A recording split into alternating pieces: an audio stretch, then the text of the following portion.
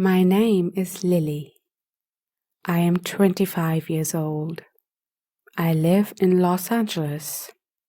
Ever since I was a little girl, I had one dream. I wanted to be an actress. I wanted to see my name in lights. I wanted people to know who I was. I wanted to be famous. My parents were poor. We lived in a small apartment with broken windows. They worked hard every day, but we never had enough money. I told my mother, one day I will be rich. One day I will take care of you. She smiled, but her eyes were sad. She knew how difficult it was to become a star. When I turned 18, I moved to Hollywood with only $300 in one suitcase. I went to auditions every single day. I waited in long lines with hundreds of other girls, but no one chose me. Directors said I was too short, too plain, not special enough. I worked as a waitress to pay my rent. At night, I cried alone in my tiny room. 5 years passed. Nothing changed. I was still a waitress, unknown, still invisible. And then I met Richard. Richard was 68 years old. He was a famous film producer, rich, powerful. He knew everyone in Hollywood.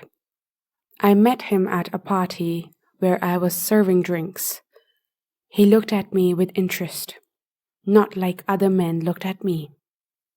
"You want to be an actress?" he said. "Yes," I whispered. "I can help you. I can make you a star." My heart beat faster.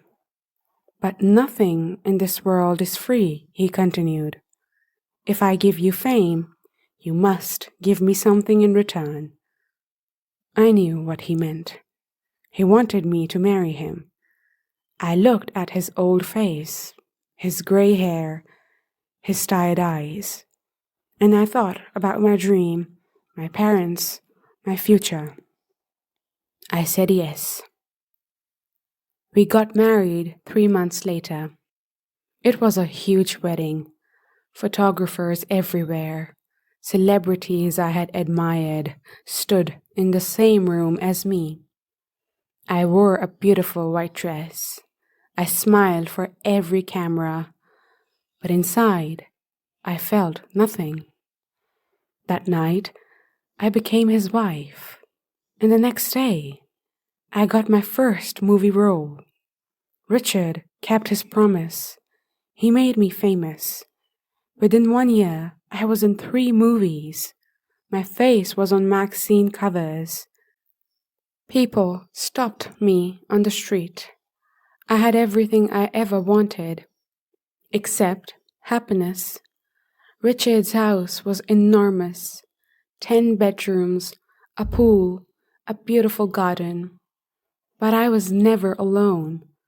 Richard had 4 children from his first marriage. All of them were adults, older than me. His oldest son, Marcus, was 40.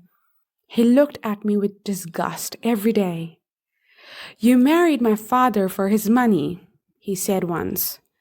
"You're not part of this family." His daughters were worse. They whispered about me behind my back. They laughed when I entered a room. And they all lived in the house with us. Every single one of them, with their own children, Richard's grandchildren. The house was always full of people, noise, cold stares. I had no privacy, no peace, no space that was mine. And then there was Catherine, Richard's ex-wife. She came to visit every week to see the children, even though they were all grown. She walked through the house like she still owned it. She looked at me with cold, knowing eyes. "You think you won?" she said to me once. "But you are trapped now, just like I was." I wanted to scream at her, but I said nothing because I knew she was right. Every day was the same. I smiled for cameras. I attended movie premieres. I gave interviews. Everyone said I was living the dream. But inside, I felt empty, like a beautiful mask hiding nothing. At night, I returned to that big house filled with people who hated me. Richard's children treated me like a stranger. His ex-wife looked at me with pity. And Richard expected me to be the perfect wife. One night, I could not sleep. I walked through the silent house and found myself in Richard's office. On his desk were legal papers, his will. I read through them carefully. Everything, the house, the money, the production company was left to his children, not to me. I was his wife, but I would inherit nothing.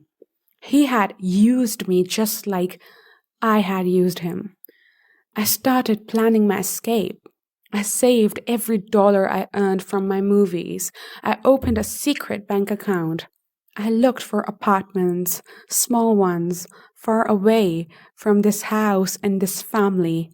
I wanted my own space, my own life. But Richard found out.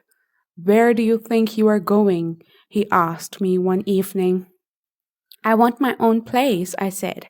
"I need space to breathe." He laughed. "You signed a contract when you married me," he said. "If you leave, I will destroy your career. I will make sure you never work again." My heart sank. "You wanted fame?" he continued. "I gave it to you. Now you will pay the price." I realized then that I was not his wife. I was his prisoner. I am still here, in this big house, with his children who hate me, with his ex-wife who visits every week, with his grandchildren running through the halls. I am still famous. My movies still play in the theater. People still recognize me on the street. But when I come home, I am nobody. I got everything I ever wanted, and I lost everything that mattered. Fame is not freedom. Money is not happiness. And some dreams, when they come true, turn into nightmares.